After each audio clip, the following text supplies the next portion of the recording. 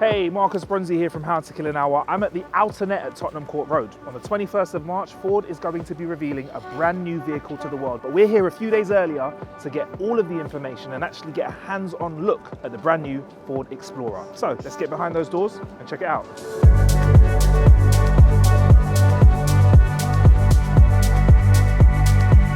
My name is Jordan Demkew, and I'm Exterior Design Manager for the new Ford Explorer. All right, Jordan, it's the first time I've seen this, so you're much more familiar. Let's just talk me through it. Thanks, Marcus. Well, I think, the first thing you can appreciate is the proportion of the vehicle. It's got really great proportions. We've positioned this vehicle to be under 4.5 meters, so it's a really unique position in the market. And we specifically wanted to give it a silhouette that was very recognizable as a American SUV, something that looks very bold, strong and confident. So to do that, we've given it this cab rearward feeling. So we've moved the windshield and the base of the A-pillar quite far back. We've shortened the rear end, and all those things give it a very dynamic stance. You can see the quite long hood. So even though it's got a very compact, tight front overhang, we have this shoulder line running nice, uninterrupted through to the front. And just those little sort of almost imperceptible details at first is what adds to this idea of power and strength, and there's a kind of cleanliness to it as well. The overall styling is, I'd say, minimal and reduced. We wanted only a few key feature lines. I think when you get the proportion right, the way that the cabin sits quite tight, relative to the proportion of the body, the wheels having quite large diameters, it just has that innate sort of sporty characteristic, even though it's quite level. There's not a whole lot of wedge on this product. So that's mostly about the proportion. Then we can move to the front if you want. Let's move to the front end, because it's very proudly Ford, this, isn't it? Yeah, absolutely. So something we wanted to do was really make sure that the brand came across really strong, that we're proud of Ford and where we're heading as a company. So you see that there's a new Ford logo there with the bright white instead of the chrome. A lot bigger than conventionally you'd have in the UK as well. Much bigger. And that's really enabled by, we don't have any cooling restrictions up the top. So usually you've got your ICE grille or your combustion engine grille, and you need to meet quite strict cooling targets. This car, we had a lot more freedom, but at the same time wanted to give it a really strong personality. So this whole element here we're referring to as the shield, and it just gives it that really nice recognizable front end where you have the lamps that are interlocking with it. You've got this nameplate coast-to-coast element that's giving you this full width feeling, just kind of echoed in the bottom with this U-shaped skid plate. Again, really draws your eyes out to the corners of the car.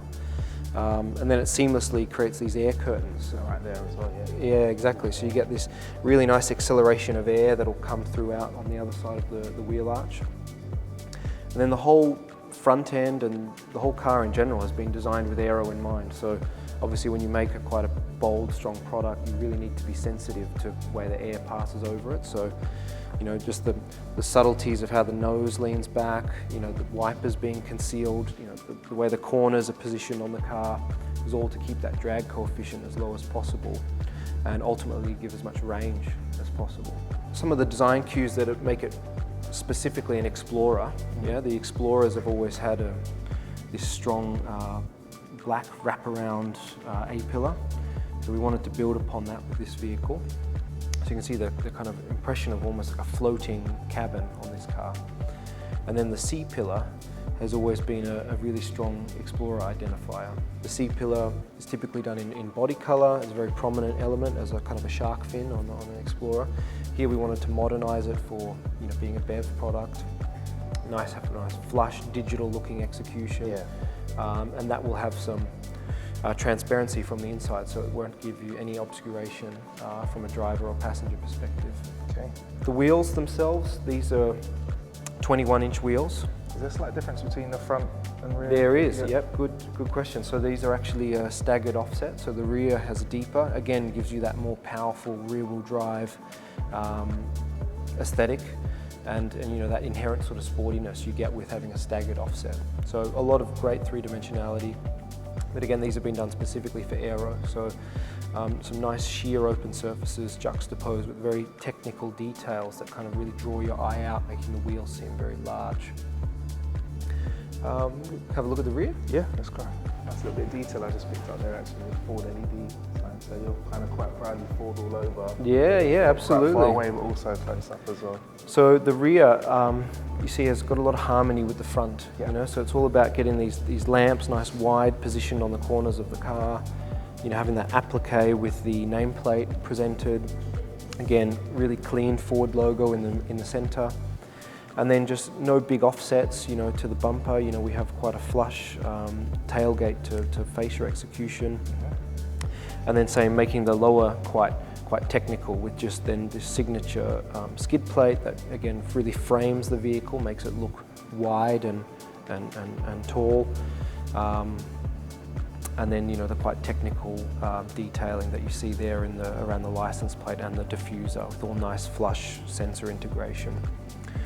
The light signature as well is another thing that's building upon the Explorer story. So, you know, this kind of 7 graphic with the brake in it. You know, we have that echoed in the headlamp. Yep. And here we see a very technical kind of monochromatic execution. You know, we've gone away from any red lenses. You know, we're again talking about this simplification. It's also in the color palette. Yeah, so you know the car just has a more modern appearance when you can kind of reduce the amount of, you know, visual clutter. Yeah. And what are the dimensions of it then? The dimensions are in length Yep. is 4.46 meters. So a really unique length, something that none of our competitors are offering. The height is 1.6 and the width is 1.87. Okay, cool. So still drivable on Yeah. London roads, basically. Oh, yeah, absolutely. as well I as mean, countryside, yeah. The whole philosophy of this car was bringing Explorer as a hero nameplate, a car that's really big and well known in the US, bringing it to Europe and making sure that it's as usable for the European consumer as possible. Great. Well, if we're done with the outside, should we have a look on the inside then? Yeah, absolutely. Interior. So this is, once again, this is a working prototype. We're not all the way there, but I think this We're looks very close. Very close. Yeah, Okay, absolutely. cool. Very so nice. you see here all the geometry and features that will be in the production car, and you know one of the most notable things is this 15-inch portrait screen in the center. So that's really again building upon products like Mustang Mach-E. Yeah. We're known for the portrait orientation. And what I really liked about the Mach-E was that it had a really easy to use operating system on board. And this looks quite similar to it in terms of being quite easy to get to different parts of the menu from this absolutely. screen. So building upon the Mach-E, we've got the 15-inch screen in portrait, and we'll always have the climate controls in the bottom, so you don't have to go sifting through any additional menus or the stuff that's really critical and key to the customer. It's always accessible.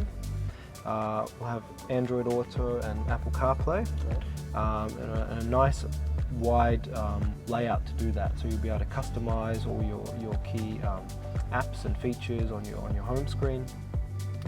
And then a really cool feature about this screen is the fact that it's actually movable. Hey.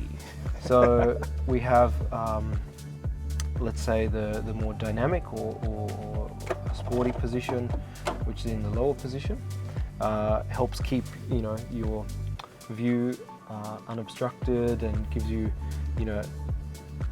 if you know where you're going, you don't need to maybe look at the screen all the time. You can keep it in this position. If you're perhaps wanting to have the navigation on and you really need to pay a little bit more attention, you can move it more to what we call this active position, which gives you a vertical position. Also gives you the opportunity to adjust for any sun glare. And then the other thing that it enables is you see this stowage space that it unveils. So this is called My Private Locker, and you basically get a hidden space for your, you can put your keys or your phone or your wallet, and basically once you lock the car, that's mechanically locked and no one would ever know it's there. So you have an additional safe space. Nice.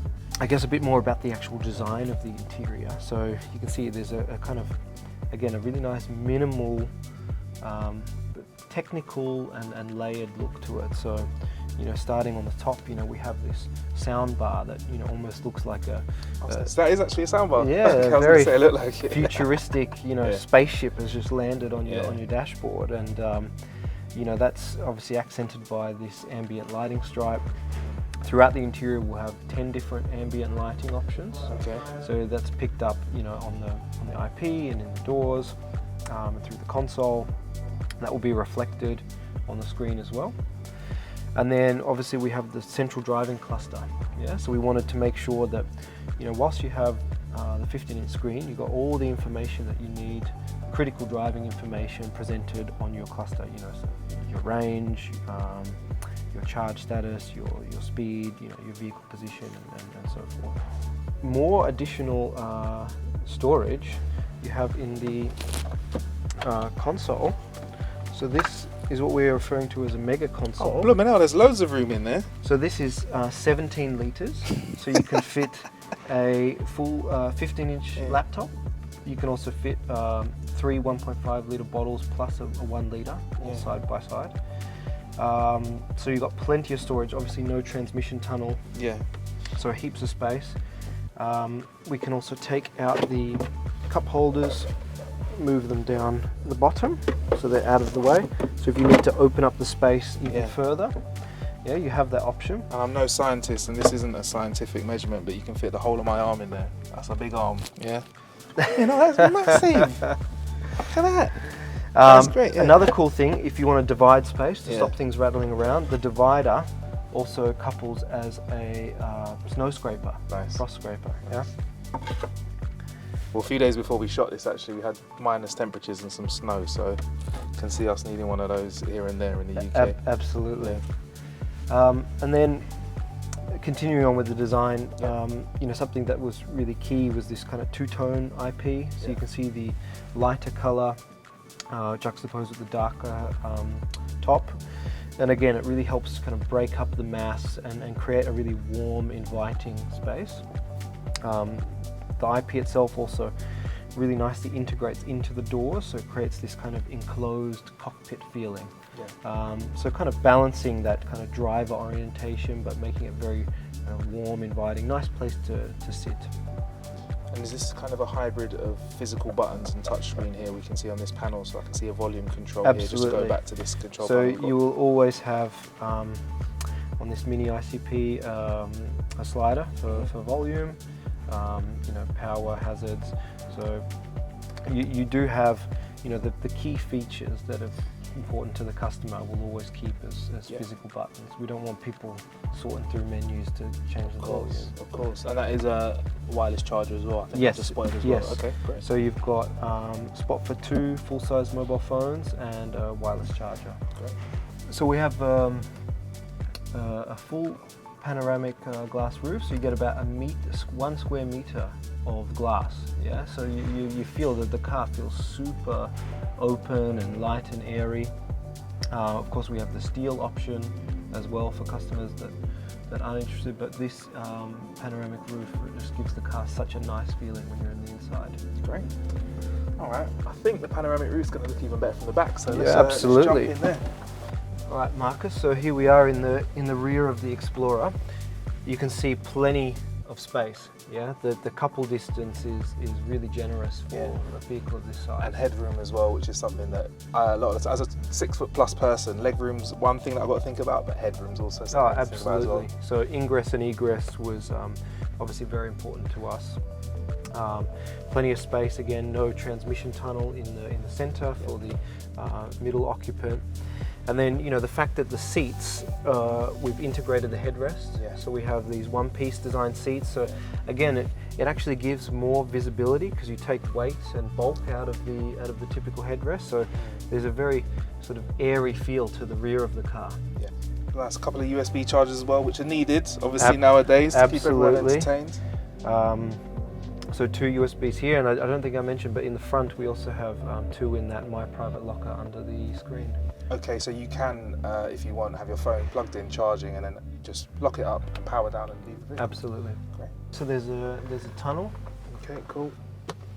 Tunnel, obviously, with space for drinks and refreshments, and then I suppose there you get your access. Yep. All the way. Oops, I'll do that. access all the way into the back as well.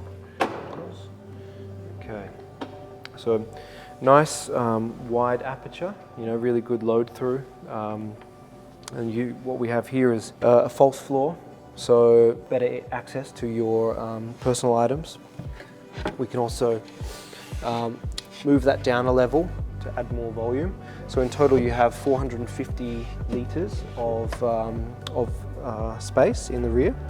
And you see this box in the back. Yep. You can also get more storage in the back there. It's also like nicked a little bit of room there, so you could, yeah, you could put, I don't know, you put some fresh roads down there or safety kit. Yeah, so it's quite a nice Absolutely, space, or even yeah. just a pair of, you know, running shoes or anything out of the way. All right, so you've seen the car. How about getting some more information on stats? And you know, people are going to want to know about range. That's obviously super important. You know, 0 to 60 and such.